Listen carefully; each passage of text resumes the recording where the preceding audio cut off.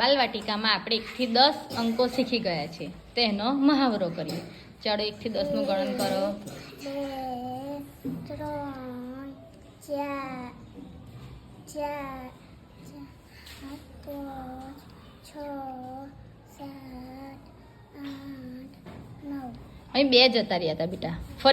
ફરી લાઈન આ નીચે વાળી લાઈન લાઈ. 1 2 3 4 5 6 7 8 9 10. Very good. ચાલો અલીના. 1 2 3 4 5 6 7 8 9 10.